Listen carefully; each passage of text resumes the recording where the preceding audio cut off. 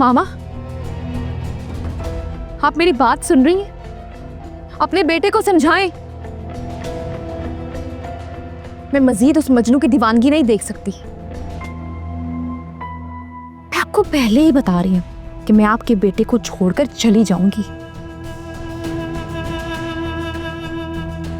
ये गलती मत करना जीनत।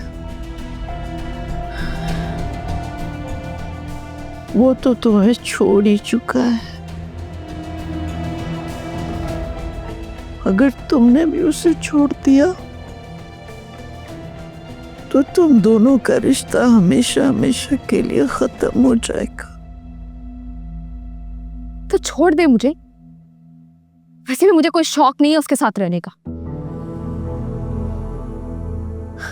वो मरहूस तो मेरी जिंदगी में एक मुसीबत बनकर रह गई है।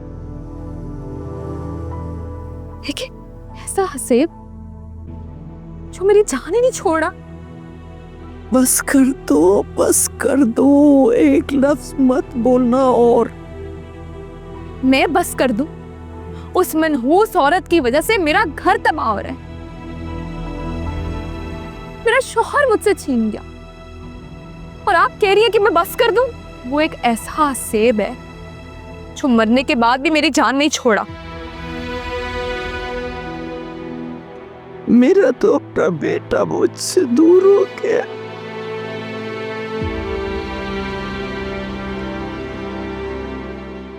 वो बेटा जो मुझसे बेपनाह मोहब्बत करता था, मेरी एक एक बात को पूरा करना अपना फर्ज समझता था।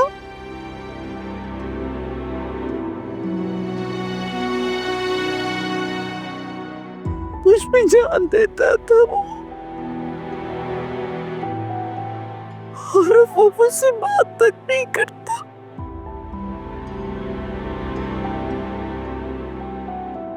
सिर्फ और सिर्फ तुम्हारा साथ देने की वजह से वो मुझसे खफा हो गया।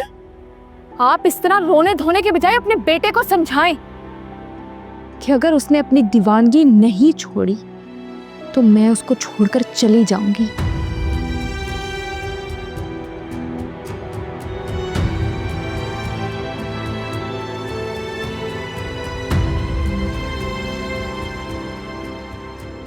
ये मेरी अना थी, मेरी हाकिमाना फितरत थी जिसने मुझे इस मकाम तक पहुंचा दिया है। बर्बाद हो गया सब कुछ। आज तक कोई मेरे सामने नहीं बोला था। रिदा ने भाई साकिब की हिमायत की और मुझे शर्मिंदा किया तो मैं ये बर्दाश्त नहीं कर सकी।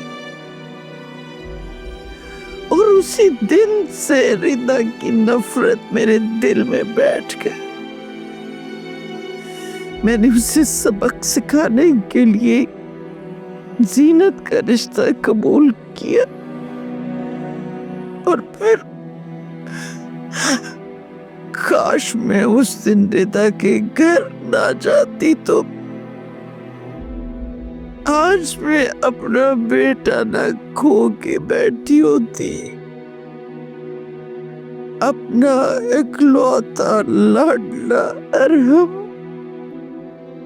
जो आज मुझसे दूर हो गया है, मुझसे नफरत कर रहा है वो।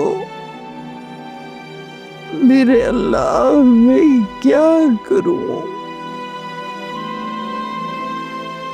जीनत ने मेरी जिंदगी अजीरन कर रखी है। उसको मैंने रिदा पे तरजीह दी और आज अपने गलत फैसले की सजा भुगत रही हूं।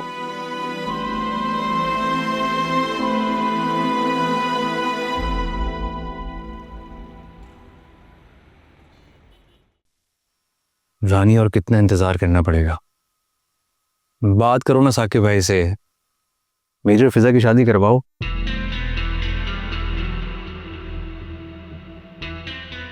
पहले तुम ये बताओ कि फिजा के दिल में जगह बना सके कि नहीं। दिल में तो नहीं पता, लेकिन दिमाग में जरूर बना चुका। उसे इस चीज का एहसास है जब उसके पास कोई नहीं था। उस वक्त सिर्फ मैं था उसके पास, और वो चीज मानती भी है। ये बात तो साकिब भी मानते हैं। मुश्किल घड़ी में सिर्फ तुमने उसका साथ दिया। घर में जब ताज़ियत के लोग आ रहे थे, तुम सब देखभाल कर रहे थे। घर के सारे काम तुमने देखे। जब साकिब को किसी की ज़रूरत थी, तब तुम ही ने उनकी मदद की।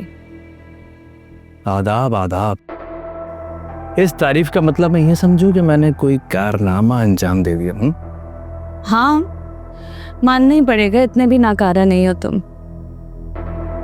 जिस वक्त साकिब को किसी की मदद की ज़रूरत थी, तब तुम थे वहाँ पे, और ये पॉइंट तुम्हें बहुत फ़ायदा देगा।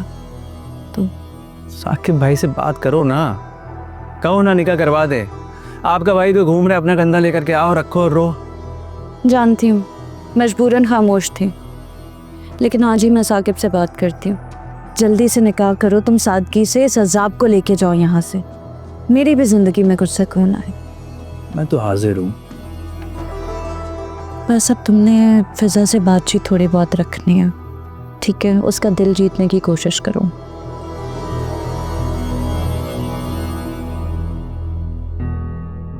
वो झूठ बोलकर हमें डिट्रैक्ट कर रहा है। जाहिर है कमाल को बचाना चाहता, क्योंकि अगर हमने उसको गिरफ्तार कर लिया, हम औरतों की स्मगलिंग के हेड तक पहुंच सकते हैं। जी सर। तो फिर तुम उसका मुंह क्यों नहीं खुलवा सके अभी तक? सर डीट पे होता है। मुझे फौरन उसकी इंफॉर्मेशन चाहिए, सारी, और अभी चाहिए। जी सर, मैं पूरी कोशिश करूंगा सर।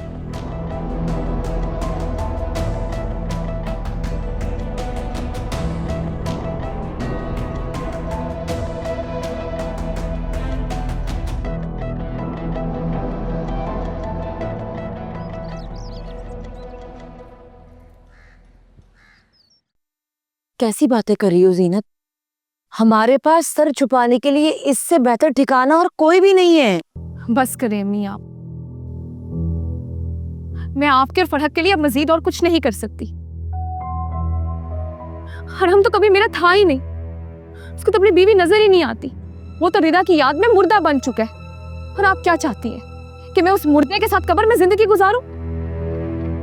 कैसी बातें कर रही हो ज़ीनत? क्या हो गया है तुम्हें? यही सच है।